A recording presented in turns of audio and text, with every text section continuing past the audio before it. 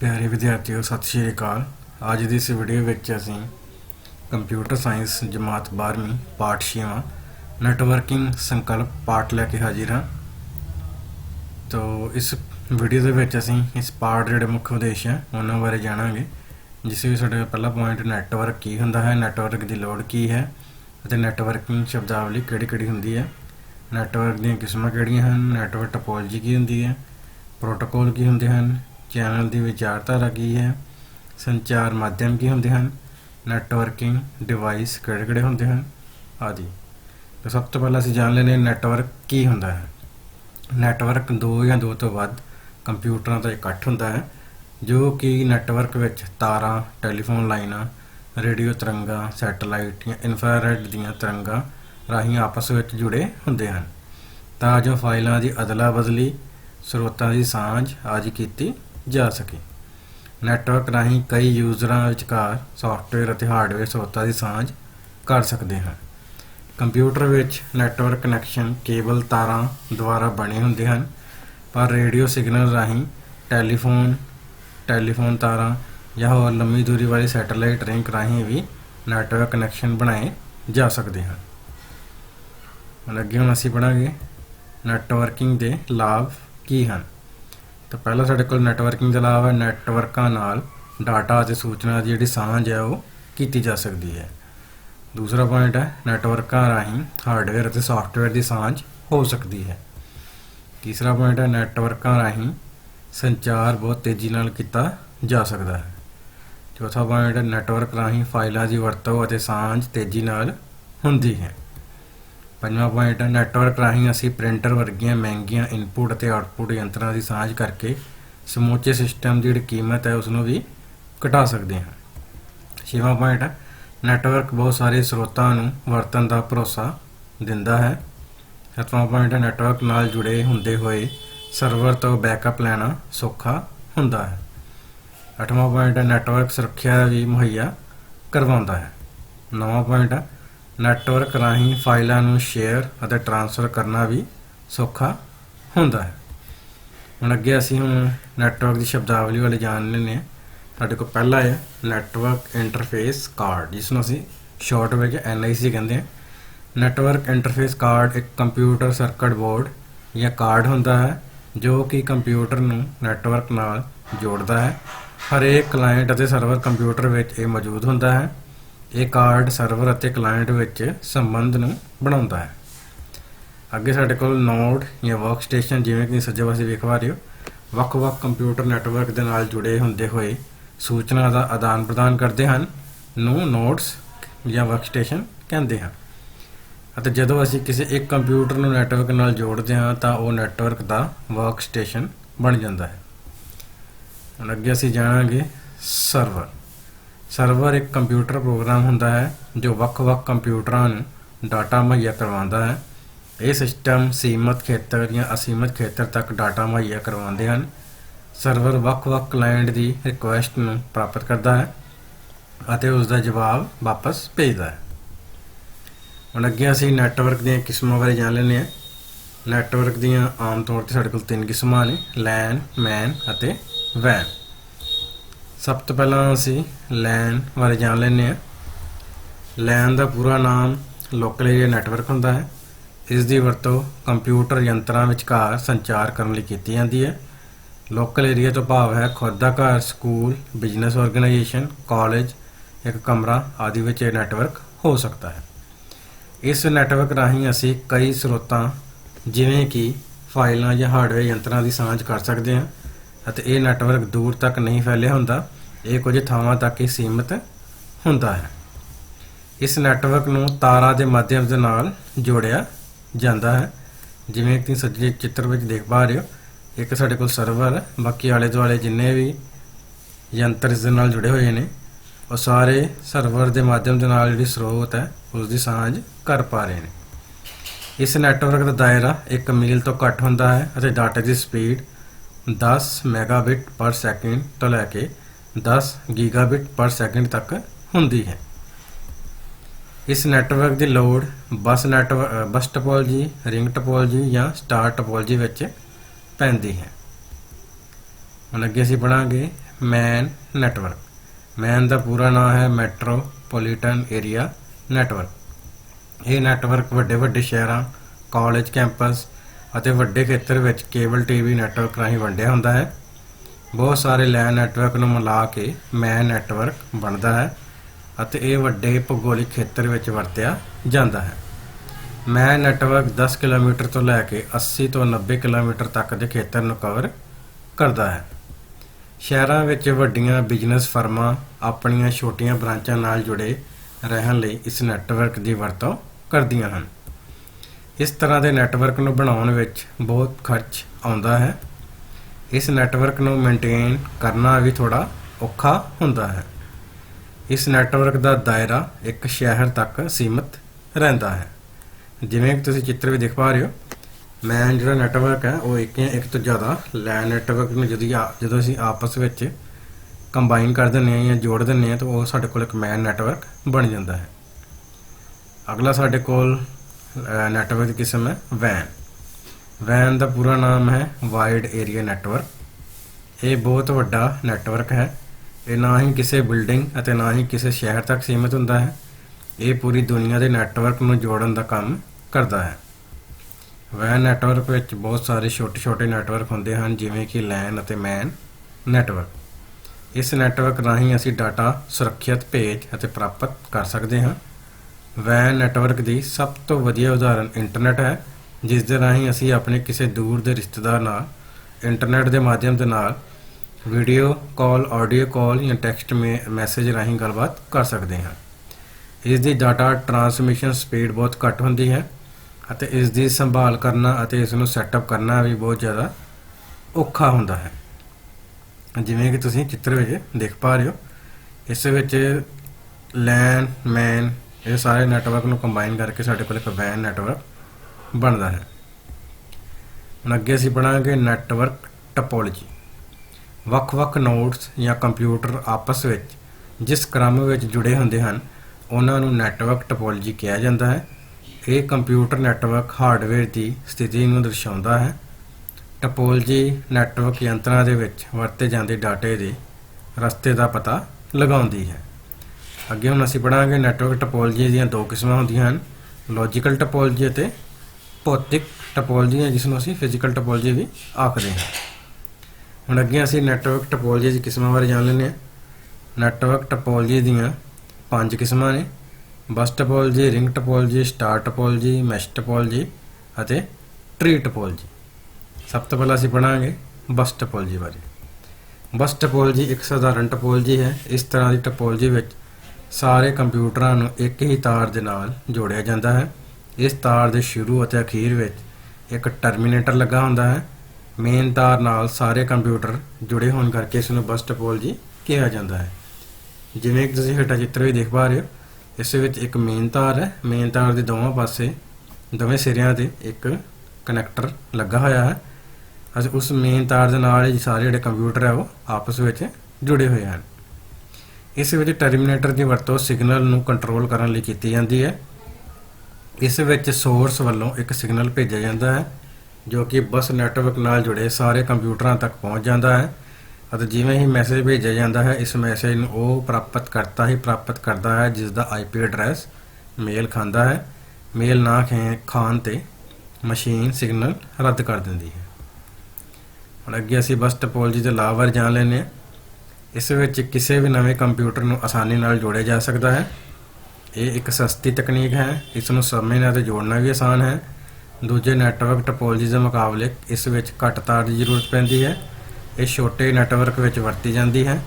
ਇਸ ਵਿੱਚ ਇੱਕ ਕੰਪਿਊਟਰ ਜਾਂ ਯੰਤਰ ਦੇ ਖਰਾਬ ਹੋਣ 'ਤੇ ਉਸ ਦਾ ਅਸਰ ਦੂਜੇ ਯੰਤਰਾਂ ਉੱਤੇ ਨਹੀਂ ਪੈਂਦਾ ਅਤੇ ਇਸ ਵਿੱਚ ਪੂਰਾ ਨੈਟਵਰਕ ਕੰਮ ਕਰਦਾ ਰਹਿੰਦਾ ਹੈ। ਅੱਗੇ ਹੁਣ ਅਸੀਂ ਬਸ ਟਪੋਲੋਜੀ ਦੀ ਹਾਨੀਆਂ ਬਾਰੇ ਜਾਂ ਖਾਮੀਆਂ ਬਾਰੇ ਜਾਣ ਲੈਂਦੇ ਹਾਂ। ਇਸ ਵਿੱਚ ਨਵੇਂ ਕੰਪਿਊਟਰ ਨੂੰ ਜੋੜਨ ਲਈ ਜ਼ਿਆਦਾ ਤਾਰ ਦੀ ਲੋੜ ਪੈਂਦੀ ਹੈ। ਮੁੱਖ ਕੇਂਦਰੀ ਲਾਈਨ ਦੇ ਫੇਲ ਹੋ ਜਾਣ 'ਤੇ ਸਾਰਾ ਨੈਟਵਰਕ ਬੰਦ ਹੋ ਜਾਂਦਾ ਹੈ। ਕੰਪਿਊਟਰਾਂ ਦੀ ਗਿਣਤੀ ਵਧਾਉਣ 'ਤੇ ਨੈਟਵਰਕ ਦੀ ਕੰਮ ਕਰਨ ਦੀ ਸਮਰੱਥਾ ਵੀ ਘਟ ਜਾਂਦੀ ਹੈ। ਕੇਬਲ ਦੀ ਲੰਬਾਈ ਸੀਮਿਤ ਹੁੰਦੀ ਹੈ। ਕੇਬਲ ਦੇ ਦੋਨੋਂ ਪਾਸੇ ਟਰਮੀਨੇਟਰ ਦੀ ਜ਼ਰੂਰਤ ਪੈਂਦੀ ਹੈ। ਇਸ ਵਿੱਚ ਪੂਰੇ ਨੈਟਵਰਕ 'ਤੇ ਬੰਦ ਹੋ ਜਾਣ 'ਤੇ ਸਮੱਸਿਆ ਦਾ ਪਤਾ ਲਗਾਉਣਾ ਵੀ ਮੁਸ਼ਕਲ ਹੁੰਦਾ ਹੈ। ਇਹ ਟਪੋਲਜੀ ਹੌਲੀ ਕੰਮ ਕਰਦੀ ਹੈ। ਹੁਣ ਅੱਗੇ ਅਸੀਂ ਰਿੰਗ ਟਪੋਲਜੀ ਬਾਰੇ ਜਾਣ ਲੈਂਦੇ ਹਾਂ। ਇਹ ਟਪੋਲਜੀ ਦਾ ਆਕਾਰ ਇੱਕ ਰਿੰਗ ਵਾਂਗ ਹੁੰਦਾ ਹੈ।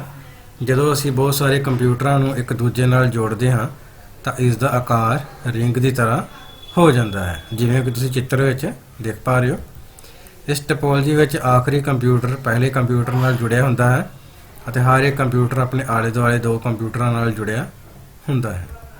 ਰਿੰਗ ਟਪੋਲਜੀ ਇੱਕ ਦਿਸ਼ਾਵੀ ਹੈ, ਜਿਸ ਵਿੱਚ ਸਾਰਾ ਟ੍ਰੈਫਿਕ ਰਿੰਗ ਦੇ ਦੁਆਲੇ ਕਲੋਕਵਾਈਜ਼ ਜਾਂ ਐਂਟੀ ਕਲੋਕਵਾਈਜ਼ ਘੜੀ ਦੇ ਰੂਪ ਵਿੱਚ ਜਾਂਦਾ ਹੈ। ਇਸ ਵਿੱਚ ਡਾਟਾ ਸਵੀਕਾਰ ਕਰਨ ਲੱਗੇ ਹਰੇਕ ਕੰਪਿਊਟਰ ਆਪਣਾ ਐਡਰੈਸ ਚੈੱਕ ਕਰਦਾ ਹੈ। ਜੇਕਰ ਇਹ ਡਾਟਾ ਇਸ ਕੰਪਿਊਟਰ ਲਈ ਹੈ ਤਾਂ ਇਹ ਪ੍ਰਾਪਤ ਕੀਤਾ ਜਾਂਦਾ ਹੈ, ਨਹੀਂ ਤਾਂ ਸਵੀਕਾਰ ਨਹੀਂ ਕੀਤਾ ਜਾਂਦਾ। ਰਿੰਗ ਟਪੋਲਜੀ ਦੋ ਤਰ੍ਹਾਂ ਦੀ ਹੁੰਦੀ ਹੈ, ਸਿੰਗਲ ਰਿੰਗ ਟਪੋਲਜੀ ਅਤੇ ਡਿਊਲ ਰਿੰਗ ਟਪੋਲਜੀ। ਪਹਿਲਾਂ ਅਸੀਂ ਜਾਣਾਂਗੇ ਸਿੰਗਲ ਰਿੰਗ ਟਪੋਲਜੀ ਬਾਰੇ। ਸਿੰਗਲ ਰਿੰਗ ਨੈਟਵਰਕ ਵਿੱਚ ਕੰਪਿਊਟਰ ਨੈਟਵਰਕ ਰਾਹੀਂ ਇੱਕੋ ਕੇਬਲ ਦੀ ਸਾਂਝ ਕੀਤੀ ਜਾਂਦੀ ਹੈ ਅਤੇ ਡਾਟਾ ਇੱਕੋ ਹੀ ਦਿਸ਼ਾ ਵਿੱਚ ਜਾਂਦਾ ਹੈ, ਜਿਵੇਂ ਕਿ ਤੁਸੀਂ ਖੱਬੇ ਪਾਸੇ ਉੱਪਰ ਵਾਲੇ ਚਿੱਤਰ ਵਿੱਚ ਦੇਖ ਪਾ ਰਹੇ ਹੋ। ਇਸ ਵਿੱਚ ਹਰੇਕ ਯੰਤਰ ਆਪਣੀ ਵਾਰੀ ਦੀ ਉਡੀਕ ਕਰਦਾ ਹੈ ਅਤੇ ਇਹ ਡਾਟਾ ਅੱਗੇ ਭੇਜਦਾ ਹੈ। ਜਦੋਂ ਤੱਕ ਡਾਟਾ ਆਪਣੀ ਜਗ੍ਹਾ ਤੇ ਨਹੀਂ ਪਹੁੰਚਦਾ ਉਦੋਂ ਤੱਕ ਕੋਈ ਦੂਜਾ ਯੰਤਰ ਡਾਟਾ ਸਿੰਗਲ ਰਿੰਗ ਟਪੋਲਜੀ ਵਿੱਚ ਨਹੀਂ ਭੇਜ ਸਕਦਾ। ਹੁਣ ਅੱਗੇ ਅਸੀਂ ਗੱਲ ਕਰਾਂਗੇ ਡਿਊਲ ਰਿੰਗ ਟਪੋਲਜੀ। ਡਿਊਲ ਰਿੰਗ ਟਪੋਲਜੀ ਵੱਖ-ਵੱਖ ਦਿਸ਼ਾ ਵਿੱਚ ਡਾਟਾ ਭੇਜਣ ਲਈ ਦੋ ਤਰ੍ਹਾਂ ਦੀ ਰਿੰਗ ਦੀ ਵਰਤੋਂ ਕਰਦੀ ਹੈ ਤਾਂ ਜੋ ਨੈਟਵਰਕ ਉੱਪਰ ਜ਼ਿਆਦਾ ਤੋਂ ਜ਼ਿਆਦਾ ਪੈਕਟ ਭੇਜੇ ਜਾ ਸਕਣ। ਹੁਣ ਅੱਗੇ ਅਸੀਂ ਰਿੰਗ ਟਪੋਲਜੀ ਦੇ ਲਾਭ ਬਾਰੇ ਜਾਣ ਲੈਂਦੇ ਹਾਂ। ਇਸ ਟਪੋਲਜੀ ਨੂੰ ਬਣਾਉਣਾ ਬਹੁਤ ਆਸਾਨ ਹੈ। ਇਸ ਵਿੱਚ ਨੈਟਵਰਕ ਦੀ ਸਪੀਡ ਬਹੁਤ ਵਧੀਆ ਹੁੰਦੀ ਹੈ। ਇਸ ਵਿੱਚ ਕਿਸੇ ਕੇਂਦਰੀ ਯੰਤਰ ਦੀ ਵਰਤੋਂ ਨਹੀਂ ਹੁੰਦੀ, ਬਲਕਿ ਸਾਰੇ ਇੱਕ ਦੂਜੇ ਨਾਲ ਜੁੜੇ ਹੁੰਦੇ ਹਨ। ਨੈਟਵਰਕ ਟ੍ਰੈਫਿਕ ਜ਼ਿਆਦਾ ਹੋਣ ਕਰਕੇ ਵੀ ਇਸ ਦੀ ਸਪੀਡ 'ਤੇ ਕੋਈ ਅਸਰ ਨਹੀਂ ਪੈਂਦਾ। ਡਿਵਾਈਸ ਅਤੇ ਕੇਬਲ ਨਾਲ ਸਮੱਸਿਆ ਨੂੰ ਲੱਭਣਾ ਆਸਾਨ ਹੈ। ਜੇਕਰ ਇੱਕ ਵੀ ਡਿਵਾਈਸ ਜਾਂ ਯੰਤਰ ਸਿਗਨਲ ਪ੍ਰਾਪਤ ਨਹੀਂ ਕਰਦਾ ਤਾਂ ਦਿੱਤੇ ਹੋਏ ਸਮੇਂ ਤੋਂ ਬਾਅਦ ਇਹ ਅਲਾਰਮ ਵਜਾਉਂਦਾ ਹੈ। ਹੁਣ ਅੱਗੇ ਅਸੀਂ ਰਿੰਗ ਟਪੋਲਜੀ ਦੀ ਖਾਮੀਆਂ ਜਾਂ ਹਾਨੀਆਂ ਬਾਰੇ ਜਾਣ ਲੈਂਦੇ ਹਾਂ। ਜੇਕਰ ਇੱਕ ਕੰਪਿਊਟਰ ਖਰਾਬ ਹੋ ਜਾਵੇ ਤਾਂ ਸਾਰਾ ਨੈਟਵਰਕ ਫੇਲ ਹੋ ਜਾਂਦਾ ਹੈ।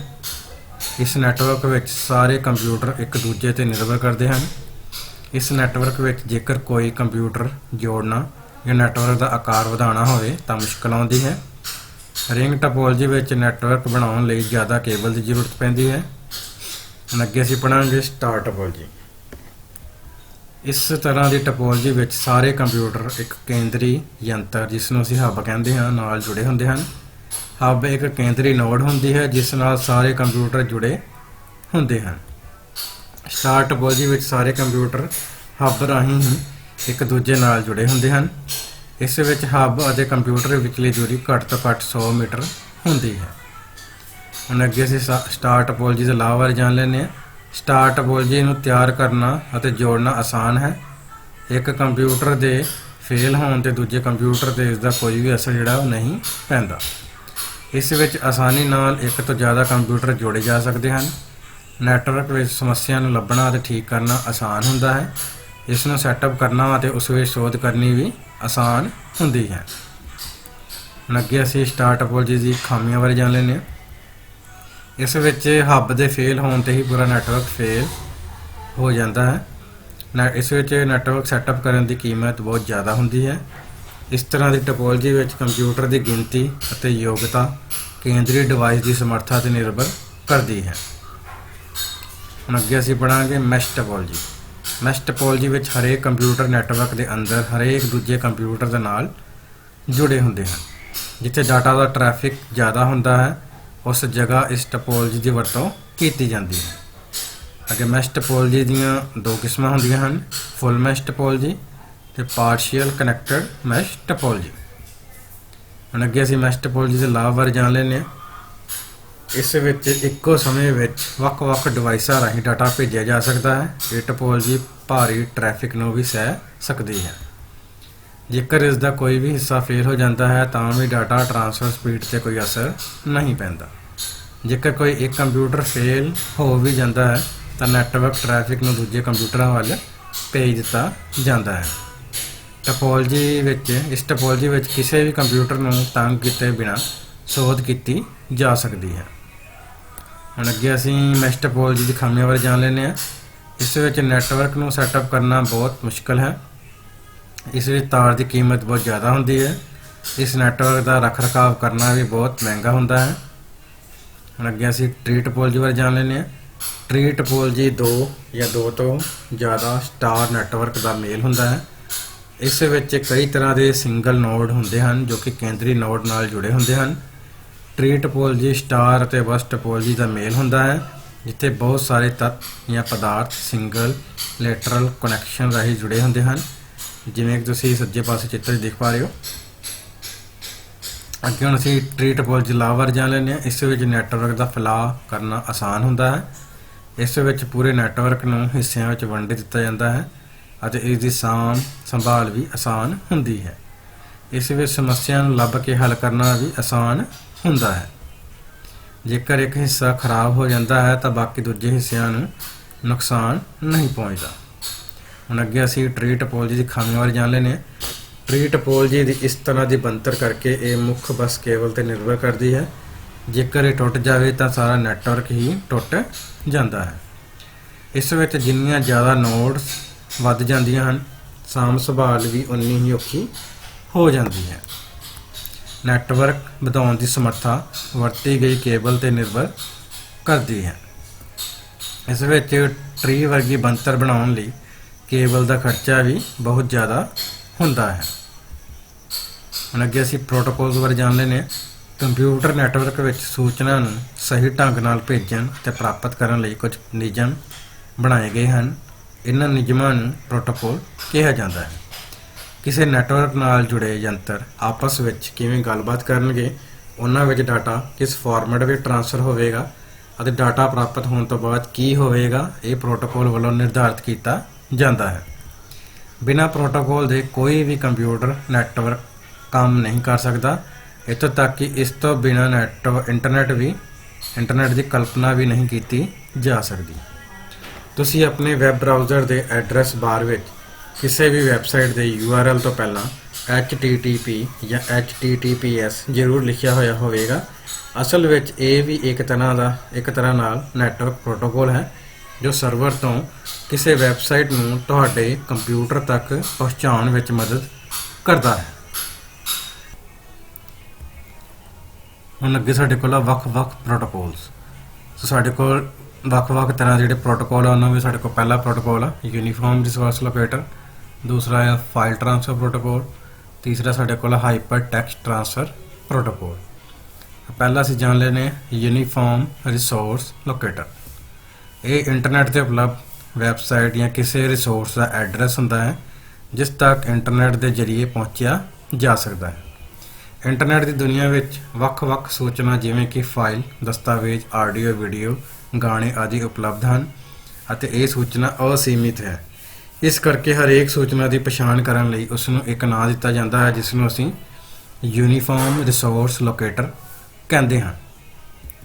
URL ਦੀ ਰੂਪਰੇਖਾ। ਇਸ ਵਿੱਚ ਸਭ ਤੋਂ ਪਹਿਲਾਂ ਹੁੰਦਾ ਹੈ HTTP ਜਾਂ FTP ਜਿਸ ਨੂੰ ਅਸੀਂ ਸਰੋਤ ਦੀ ਕਿਸਮ ਆਖਦੇ ਹਾਂ। ਦੂਸਰਾ ਸਾਡੇ ਕੋਲ ਵੈਬਸਾਈਟ ਦਾ ਐਡਰੈਸ ਜਿਵੇਂ ssa.punjab.org, ਇਸ ਨੂੰ ਅਸੀਂ ਸਰਵਰ ਦਾ ਨਾਮ ਆਖਦੇ ਹਾਂ। ਤੀਸਰਾ ਹੁੰਦਾ ਹੈ excel.html, ਇਸ ਨੂੰ ਅਸੀਂ ਸਰਵਰ ਤੇ ਵਿਸ਼ੇਸ਼ ਫਾਈਲ ਦਾ ਨਾਮ ਆਖਦੇ ਹਾਂ। ਹੁਣ ਅੱਗੇ ਅਸੀਂ ਪੜਾਂਗੇ ਫਾਈਲ ਟ੍ਰਾਂਸਫਰ ਪ੍ਰੋਟੋਕੋਲ।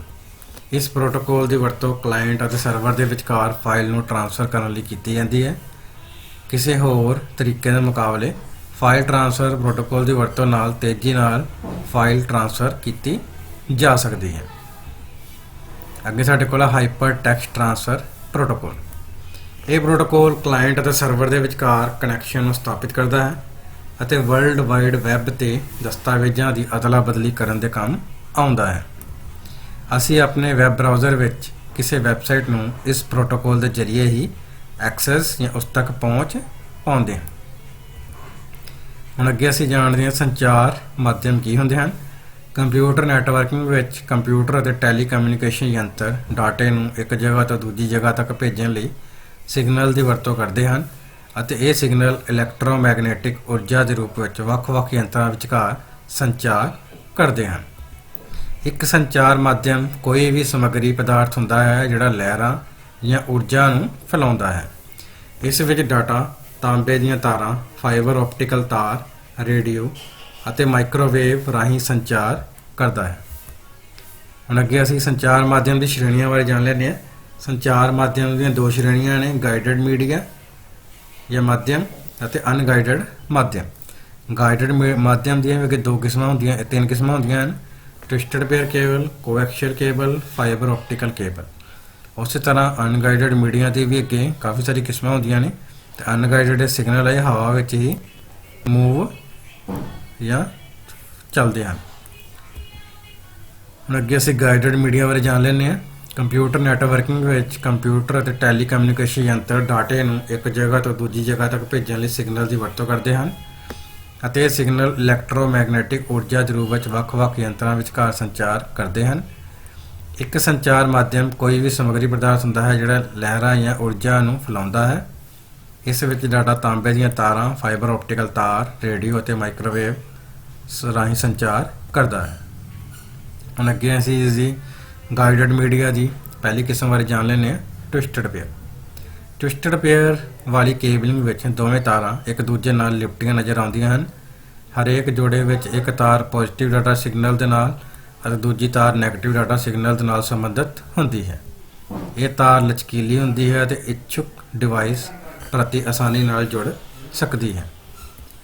ਇਸ ਕੇਬਲ ਰਾਹੀਂ 1-2 ਮੈਗਾਬਿਟ ਪਰ ਸੈਕਿੰਡ ਦੀ ਸਪੀਡ ਦੇ ਨਾਲ 1 ਕਿਲੋਮੀਟਰ ਜਾਂ ਵੱਧ ਦੂਰੀ ਤੱਕ ਡਾਟਾ ਟ੍ਰਾਂਸਫਰ ਕੀਤਾ ਜਾ ਸਕਦਾ ਹੈ। ਇਸ ਕੇਬਲ ਦੀ ਦੂਰੀ ਜਿੰਨੀ ਘੱਟ ਹੋਵੇਗੀ, ਡਾਟਾ ਟ੍ਰਾਂਸਫਰ ਦੀ ਸਪੀਡ ਵੀ ਉਨੀ ਹੀ ਵੱਧ ਹੋਵੇਗੀ।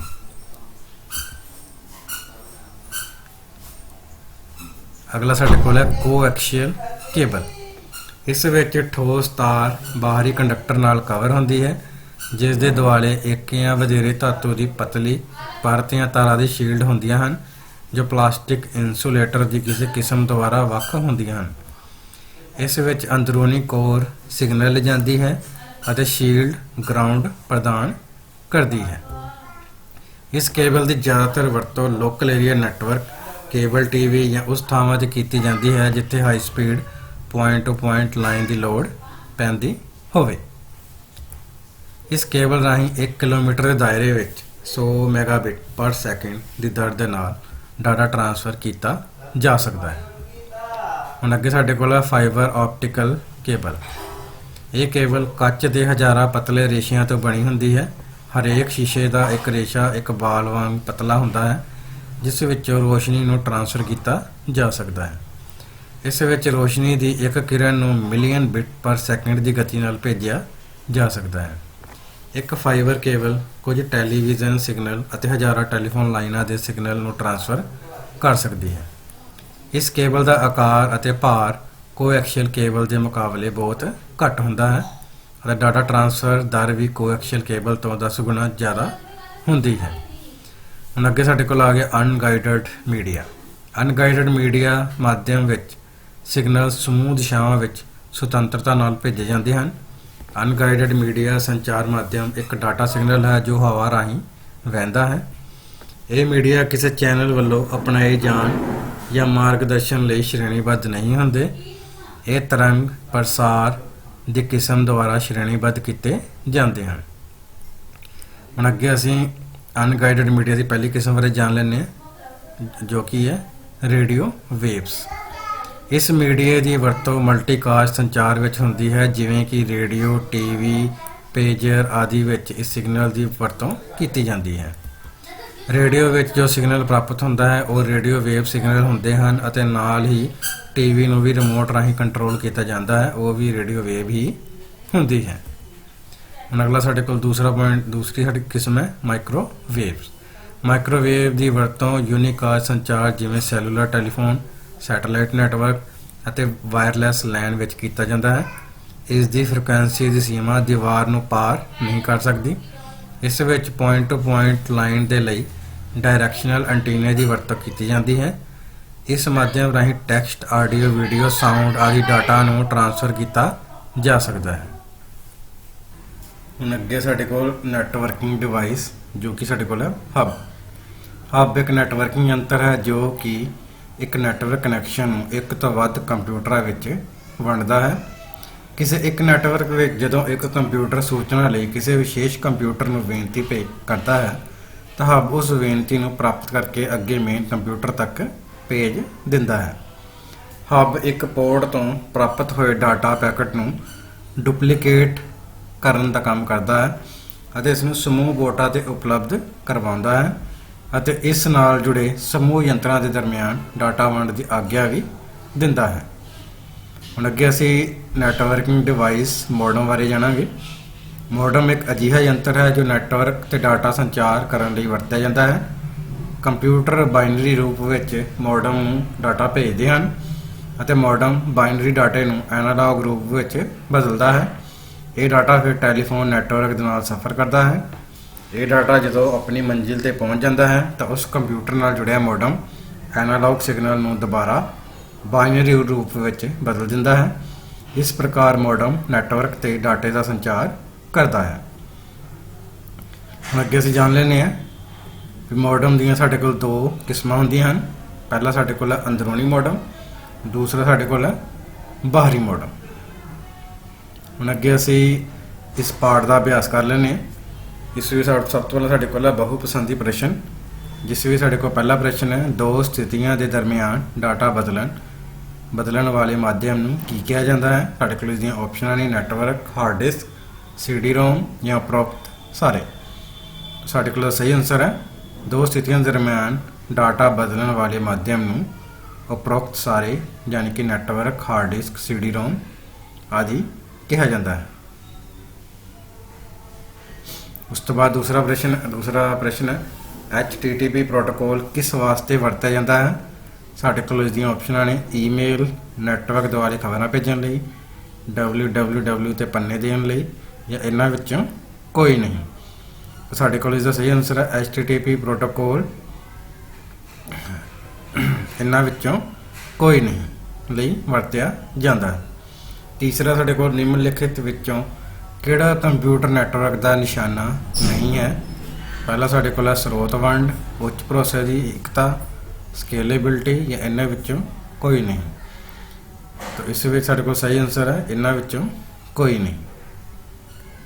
ਅਗਲਾ ਸਾਡੇ ਕੋਲ ਚੌਥਾ ਪ੍ਰਸ਼ਨ ਹੈ ਇੱਕ ਡਿਸਟ੍ਰੀਬਿਊਟਡ ਨੈਟਵਰਕ ਕੌਨਫੀਗਰੇਸ਼ਨ, ਜਿਸ ਵਿੱਚ ਸਮੂਹ ਡਾਟਾ ਜਾਂ ਸੂਚਨਾ ਇੱਕ ਕੇਂਦਰੀ ਕੰਪਿਊਟਰ ਵਿੱਚੋਂ ਗੁਜ਼ਰਦੀ ਹੈ। ਸਾਡੇ ਕੋਲ ਇਸ ਦੇ ਆਪਸ਼ਨ ਨੇ bus network, ring network, star network ਜਾਂ ਪੁਆਇੰਟ ਟੂ ਪੁਆਇੰਟ ਨੈਟਵਰਕ। ਸਾਡੇ ਕੋਲ ਸਹੀ ਆਨਸਰ ਹੈ ਬੱਸ ਨੈਟਵਰਕ। ਪੰਜਵਾਂ ਪ੍ਰਸ਼ਨ ਹੈ PC ਦੀ ਮੁੱਢਲੀ ਮੈਮਰੀ ਜਾਂ ਡਿਸਕ ਤੋਂ ਕਿਸੇ ਦੂਜੇ ਕੰਪਿਊਟਰ ਨੂੰ ਫਾਈਲ ਭੇਜਣ ਨੂੰ ਕੀ ਕਿਹਾ ਜਾਂਦਾ ਹੈ। ਸਾਡੇ ਕੋਲ ਇਸ ਦੇ ਸਹੀ ਉਹ ਜਿਹੜੇ ਆਪਸ਼ਨ ਨੇ ਅਪਲੋਡਿੰਗ, ਡਾਊਨਲੋਡਿੰਗ, ਲੌਗਇਨ ਜਾਂ ਹੈਂਗ ਆਨ। ਸਾਡੇ ਕੋਲ ਸਹੀ ਆਨਸਰ ਹੈ PC ਦੀ ਮੁੱਢਲੀ ਮੈਮਰੀ ਜਾਂ ਡਿਸਕ ਤੋਂ ਦੂਜੇ ਕਿਸੇ ਕੰਪਿਊਟਰ ਨੂੰ ਫਾਈਲ ਭੇਜਣ ਨੂੰ ਅਸੀਂ ਅਪਲੋਡਿੰਗ ਕਹਿੰਦੇ ਹਾਂ। ਅੱਗੇ ਛੇਵਾਂ ਪ੍ਰਸ਼ਨ ਹੈ ਉਸ ਡਿਵਾਈਸ ਦਾ ਨਾਮ ਦੱਸੋ ਜਿਹੜਾ ਟੈਲੀਫੋਨ ਰਾਹੀਂ ਦੋ ਕੰਪਿਊਟਰਾਂ ਨੂੰ ਜੋੜਦਾ ਹੈ। ਸਾਡੇ ਕੋਲ ਜੋ ਆਪਸ਼ਨ ਟੇਪ, ਮੋਡਮ, ਬੱਸ ਜਾਂ ਕੇਬਲ। ਸਾਡੇ ਕੋਲ ਸਹੀ ਆਨਸਰ ਹੈ ਮੋਡਮ। ਮੋਡਮ ਉਹ ਯੰਤਰ ਹੈ ਜਿਹਦੇ ਰਾਹੀਂ ਟੈਲੀਫੋਨ ਰਾਹੀਂ ਦੋ ਕੰਪਿਊਟਰਾਂ ਨੂੰ ਜੋੜਿਆ ਜਾਂਦਾ ਹੈ। ਅੱਗੇ ਸਾਡੇ ਕੋਲ ਹੁਣ 7ਵਾਂ ਪ੍ਰਸ਼ਨ ਆ ਗਿਆ CPU ਤੋਂ ਇੱਕ ਕੰਪਿਊਟਰ ਦੇ ਸੀਮਾ ਯੰਤਰਾਂ ਲਈ ਡਾਟਾ ਦੀ ਬਦਲੀ ਪ੍ਰਾਪਤ ਜਿਸ ਰਾਹੀਂ ਹੁੰਦੀ ਹੈ ਉਸ ਨੂੰ ਕੀ ਕਹਿੰਦੇ ਹਨ। ਤਾਂ ਸਾਡੇ ਕੋਲ ਜੋ ਆਪਸ਼ਨ ਨੇ ਮੋਡਮ, ਕੰਪਿਊਟਰ ਪੋਰਟ, ਇੰਟਰਫੇਸ ਜਾਂ ਬਫਰ ਮੈਮਰੀ। ਸਾਡੇ ਕੋਲ ਸਹੀ ਆਨਸਰ ਹੈ ਉਸ ਨੂੰ ਅਸੀਂ ਕੰਪਿਊਟਰ ਪੋਰਟ ਆਖਦੇ ਹਾਂ। ਇਹਨਾਂ ਨਿਮਨਲਿਖਿਤ ਵਿੱਚੋਂ ਕਿਹੜਾ ਸੰਚਾਰ ਮਾਧਿਅਮ ਨਹੀਂ ਹੈ। ਸਾਡੇ ਕੋਲ ਜੋ ਆਪਸ਼ਨ ਨੇ ਟੈਲੀਫੋਨ ਲਾਈਨਾਂ, ਕੋਐਕਸੀਅਲ ਕੇਬਲ, ਮੋਡਮ ਜਾਂ ਮੁੜੀ ਹੋਈ ਕੋਐਕਸੀਅਲ ਕੇਬਲ। ਤਾਂ ਸਾਡੇ ਕੋਲ ਇਹਦਾ ਸਹੀ ਆਨਸਰ ਹੈ ਇਸ ਵਿੱਚ ਜਿਹੜਾ ਮੋਡਮ ਹੈ, ਮੋਡਮ ਨਾਲ ਕੋਈ ਸੰਚਾਰ ਮਾਧਿਅਮ ਨਹੀਂ ਹੈ। ਨਵਾਂ ਪ੍ਰਸ਼ਨ ਹੈ ਟਰਮੀਨਲ ਦੀ ਵਰਤੋਂ ਜਿਸ ਲਈ ਕੀਤੀ ਜਾਂਦੀ ਹੈ। ਆਪਸ਼ਨ ਨੇ ਯੂਜ਼ਰ ਤੋਂ ਡਾਟਾ ਦਾਖਲ ਕਰਨ ਲਈ, ਸਕੂਲ ਮੁਖੀ ਨੂੰ ਸੂਚਨਾ ਪ੍ਰਦਾਨ ਕਰਨ ਲਈ, ਨੈਟਵਰਕ ਵਿੱਚ ਡਾਟਾ ਵੰਡਣ ਲਈ ਜਾਂ ਇਹਨਾਂ ਵਿੱਚੋਂ ਕੋਈ ਨਹੀਂ। ਸਾਡੇ ਕੋਲ ਸਹੀ ਆਨਸਰ ਹੈ ਯੂਜ਼ਰ ਤੋਂ ਡਾਟਾ ਦਾਖਲ ਕਰਵਾਉਣ ਲਈ। ਅੱਗੇ 10ਵਾਂ ਪ੍ਰਸ਼ਨ ਹੈ ਇੰਟਰਨੈਟ ਤੇ ਪਹੁੰਚ ਕਰਨ ਲਈ PC ਤੇ ਲਗਾਇਆ ਜਾਣ ਵਾਲਾ ਸਾਫਟਵੇਅਰ ਕੀ ਹੁੰਦਾ ਹੈ।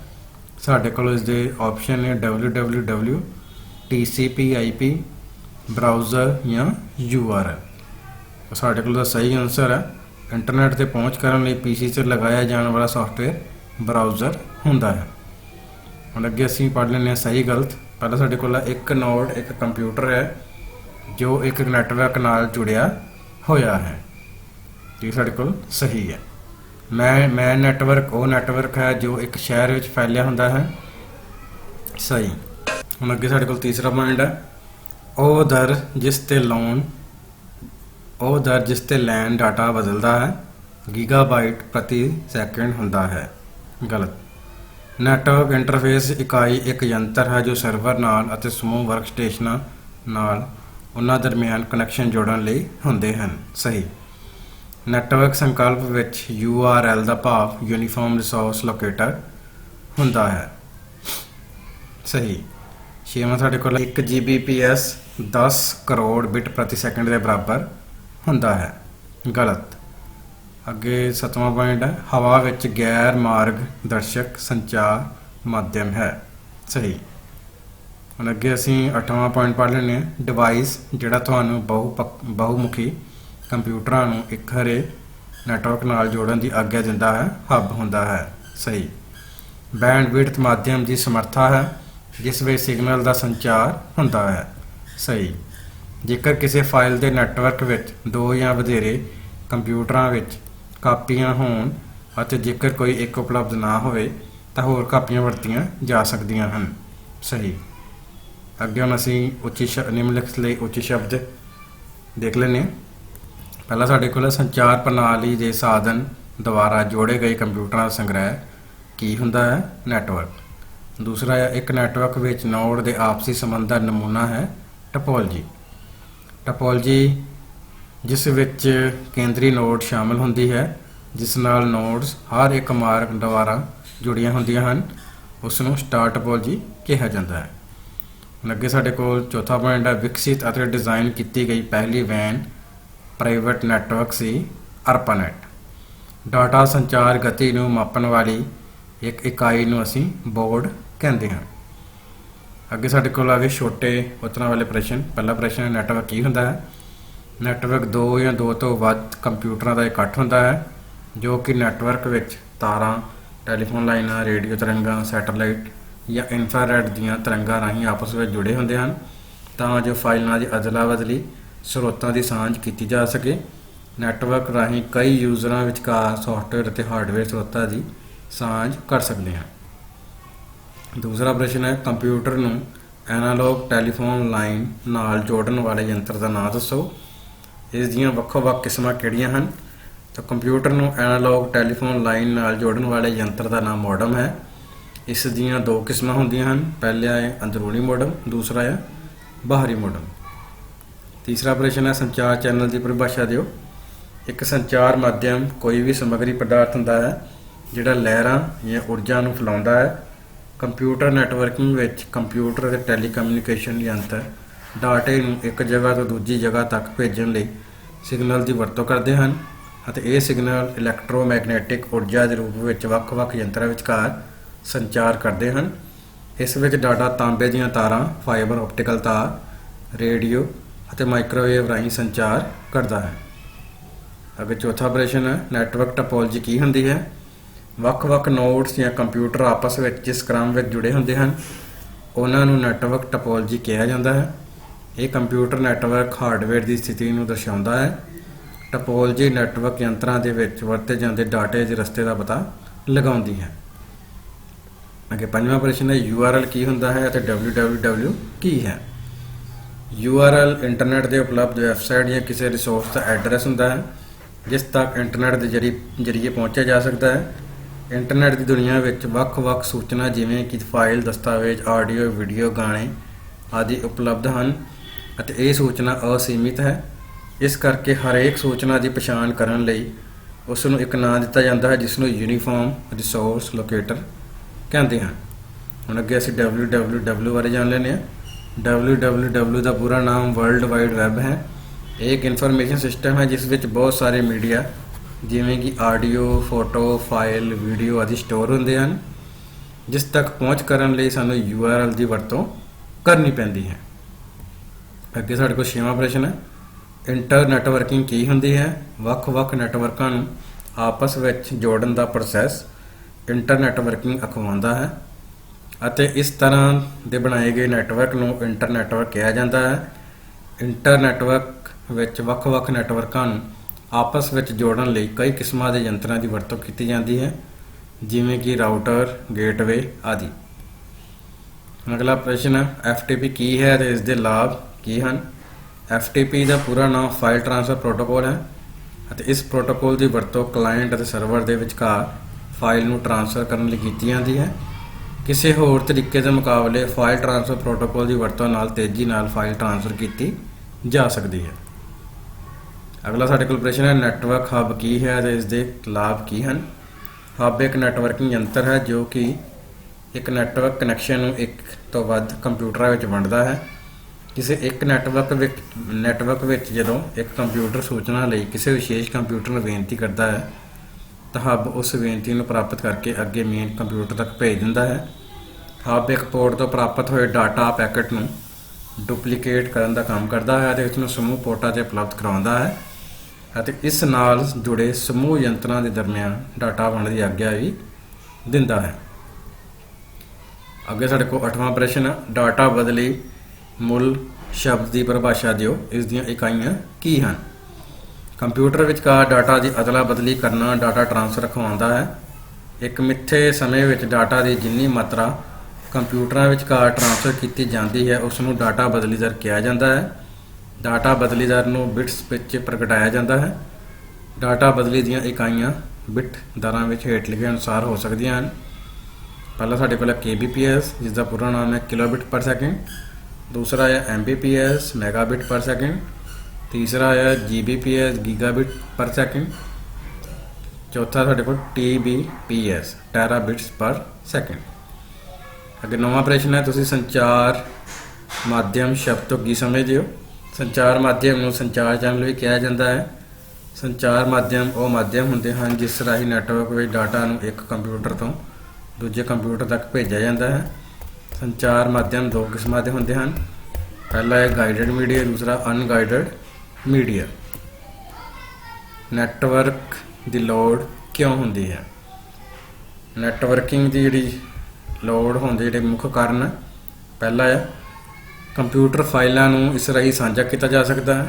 ਕੰਪਿਊਟਰ ਦੇ ਵੱਖ-ਵੱਖ ਹਾਰਡਵੇਅਰ ਜਾਂ ਭਾਗਾਂ ਦੀ ਸਾਂਝ ਕੀਤੀ ਜਾ ਸਕਦੀ ਹੈ। ਤੀਸਰਾ ਹੈ ਕੰਪਿਊਟਰਾਂ ਨੂੰ ਇੱਕ ਦੂਜੇ ਨਾਲ ਸੰਚਾਰ ਕਰਨ ਯੋਗ ਬਣਾਇਆ ਜਾ ਸਕਦਾ ਹੈ। ਚੌਥਾ ਪੁਆਇੰਟ ਹੈ ਸੰਚਾਰ ਦੀ ਗਤੀ ਅਤੇ ਸ਼ੁੱਧਤਾ ਨੂੰ ਵੀ ਵਧਾਇਆ ਜਾ ਸਕਦਾ ਹੈ। ਪੰਜਵਾਂ ਪੁਆਇੰਟ ਹੈ ਡਾਟਾ ਟ੍ਰਾਂਸਫਰ ਦੀ ਕੀਮਤ ਘਟਾਈ ਜਾ ਸਕਦੀ ਹੈ। ਛੇਵਾਂ ਹੈ ਇਸ ਰਾਹੀਂ ਗਰੁੱਪ ਵਿੱਚ ਕੰਮ ਕੀਤਾ ਜਾ ਸਕਦਾ ਹੈ। ਸੱਤਵਾਂ ਪੁਆਇੰਟ ਹੈ ਨੈਟਵਰਕ ਰਾਹੀਂ ਕੰਮ ਦੀ ਉਤਪਾਦਕਤਾ ਵਿੱਚ ਵੀ ਵਾਧਾ ਕੀਤਾ ਜਾ ਸਕਦਾ ਹੈ। 11ਵਾਂ ਪ੍ਰਸ਼ਨ ਹੈ ਡਾਟਾ ਵੰਡ ਨੂੰ ਨੈਟਵਰਕਿੰਗ ਦਾ ਮਹੱਤਵਪੂਰਨ ਪ੍ਰਯੋਗ ਕਿਉਂ ਮੰਨਿਆ ਜਾਂਦਾ ਹੈ? ਡਾਟਾ ਵੰਡ ਨੂੰ ਨੈਟਵਰਕਿੰਗ ਦਾ ਮਹੱਤਵਪੂਰਨ ਪ੍ਰਯੋਗ ਮੰਨਿਆ ਜਾਂਦਾ ਹੈ। ਇਸ ਦੇ ਕਈ ਕਾਰਨ ਹਨ। ਨੈਟਵਰਕ ਦੀ ਵਰਤੋਂ ਨਾਲ ਵੱਖ-ਵੱਖ ਯੂਜ਼ਰ ਡਾਟਾ ਦੀ ਸਾਂਝ ਆਸਾਨੀ ਨਾਲ ਕਰ ਸਕਦੇ ਹਨ। ਉਦਾਹਰਨ ਲਈ ਇੱਕ ਸੰਸਥਾ ਵਿੱਚ ਵੱਖ-ਵੱਖ ਵਿਭਾਗਾਂ ਦੇ ਯੂਜ਼ਰ ਨੈਟਵਰਕ ਦੀ ਵਰਤੋਂ ਨਾਲ ਫਾਈਲਾਂ ਦੀ ਸਾਂਝ ਕਰ ਸਕਦੇ ਹਨ। ਨੈਟਵਰਕ ਡਾਟਾ ਸੰਚਾਰ ਦੀ ਗਤੀ ਅਤੇ ਸ਼ੁੱਧਤਾ ਨੂੰ ਵਧਾਉਂਦੇ ਹਨ। ਨੈਟਵਰਕ ਰਾਹੀਂ ਕਿਸੇ ਡਾਟਾ ਨੂੰ ਦੂਜਿਆਂ ਤੱਕ ਤੇਜ਼ੀ ਨਾਲ ਪਹੁੰਚਾਇਆ ਜਾ ਸਕਦਾ ਹੈ। ਇਸ ਤੋਂ ਇਲਾਵਾ ਡਾਟਾ ਨੂੰ ਟ੍ਰਾਂਸਫਰ ਕਰਨ ਦੀ ਕੀਮਤ ਵੀ ਕਾਫੀ ਘੱਟ ਜਾਂਦੀ ਹੈ। ਨੈਟਵਰਕ ਰਾਹੀਂ ਵੱਖ-ਵੱਖ ਗਰੁੱਪ ਟੀਮਾਂ ਬਣਾ ਕੇ ਇੱਕ ਹੀ ਡਾਟਾ ਉੱਪਰ ਕੰਮ ਕਰਨ ਵਿੱਚ ਮਦਦ ਮਿਲਦੀ ਹੈ। ਇਸ ਨਾਲ ਕੰਮ ਦੀ ਉਤਪਾਦਕਤਾ ਵਿੱਚ ਵਾਧਾ ਹੁੰਦਾ ਹੈ। ਇਹਨਾਂ ਕਾਰਨਾਂ ਕਰਕੇ ਅਸੀਂ ਕਹਿ ਸਕਦੇ ਹਾਂ ਕਿ ਡਾਟਾ ਦੀ ਵੰਡ ਨੂੰ ਨੈਟਵਰਕਿੰਗ ਦਾ ਮਹੱਤਵਪੂਰਨ ਪ੍ਰਯੋਗ ਮੰਨਿਆ ਜਾਂਦਾ ਹੈ। ਅੱਗੇ ਸਾਡੇ ਕੋਲ 12ਵਾਂ ਪ੍ਰਸ਼ਨ ਹੈ ਕੇਬਲ ਟੀਵੀ ਨੈਟਵਰਕ ਲਈ ਕਿਹੜੀ ਕਿਸਮ ਦਾ ਨੈਟਵਰਕ ਲਾਭਦਾਇਕ ਹੁੰਦਾ ਹੈ? ਇਹ WAN ਤੋਂ ਕਿਵੇਂ ਵੱਖ ਹੈ? ਸਾਡੇ ਕੋਲ ਇਸਦਾ ਆਨਸਰ ਹੈ ਕੇਬਲ ਟੀਵੀ ਨੈਟਵਰਕ ਇੱਕ ਪੂਰੇ ਸ਼ਹਿਰ ਵਿੱਚ ਫੈਲਿਆ ਹੋਇਆ ਨੈਟਵਰਕ ਹੁੰਦਾ ਹੈ ਅਤੇ ਅਜਿਹੇ ਨੈਟਵਰਕ ਲਈ ਮੈਨ ਨੈਟਵਰਕ ਦੀ ਵਰਤੋਂ ਕੀਤੀ ਜਾਂਦੀ ਹੈ। ਇਸ ਤਰ੍ਹਾਂ ਅਸੀਂ ਕਹਿ ਸਕਦੇ ਹਾਂ ਕਿ ਕੇਬਲ ਟੀਵੀ ਨੈਟਵਰਕ ਲਈ ਮੈਨ ਨੈਟਵਰਕ ਲਾਭਦਾਇਕ ਹੁੰਦੇ ਹਨ। ਇਹ ਨੈਟਵਰਕ WAN ਨੈਟਵਰਕ ਨਾਲੋਂ ਵੱਖ ਹੁੰਦੇ ਹਨ ਕਿਉਂਕਿ WAN ਨੈਟਵਰਕ ਪੂਰੇ ਦੇਸ਼ ਜਾਂ ਸੰਸਾਰ ਵਿੱਚ ਫੈਲੇ ਹੋਏ ਹੁੰਦੇ ਹਨ।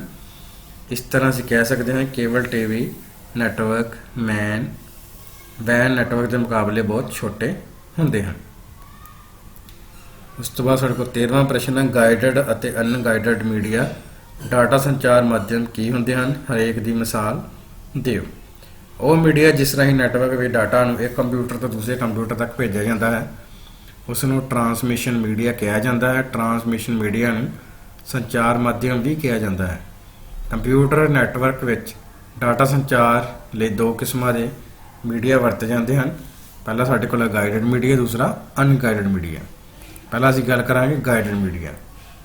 ਇਸ ਮੀਡੀਆ ਵਿੱਚ ਡਾਟਾ ਤਾਰਾਂ ਦੀ ਵਰਤੋਂ ਕਰਕੇ ਇੱਕ ਖਾਸ ਰਸਤੇ ਰਾਹੀਂ ਸੰਚਾਰ ਕਰਦਾ ਹੈ। ਇਹ ਮੀਡੀਆ ਕਈ ਤਰ੍ਹਾਂ ਦਾ ਹੁੰਦਾ ਹੈ, ਜਿਵੇਂ ਕਿ twisted pair cable, coaxial cable, fibre optical cable ਆਦਿ। ਹੁਣ ਅੱਗੇ ਅਸੀਂ ਗੱਲ ਕਰਾਂਗੇ ਅਨਗਾਈਡਡ ਮੀਡੀਆ।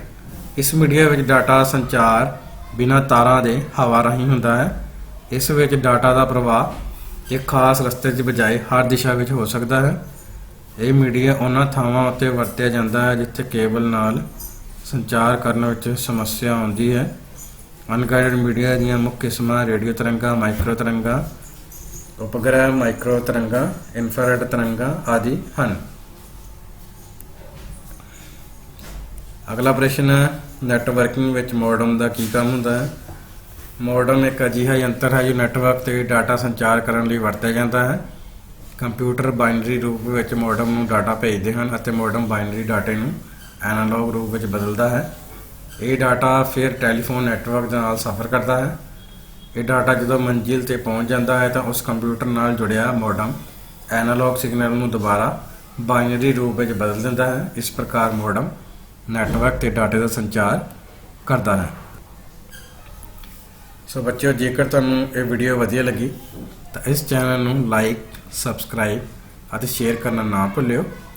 ਅਤੇ ਤੁਹਾਨੂੰ ਇਹ ਵੀਡੀਓ ਕਿੱਦਾਂ ਦੀ ਲੱਗੀ ਤਾਂ ਤੁਸੀਂ ਉਸ ਬਾਰੇ ਵੀ ਕਮੈਂਟ ਸੈਕਸ਼ਨ ਵਿੱਚ ਆਪਣਾ ਜਿਹੜਾ ਕਮੈਂਟ ਹੈ ਉਹ ਦੇ ਸਕਦੇ ਹੋ। ਧੰਨਵਾਦ।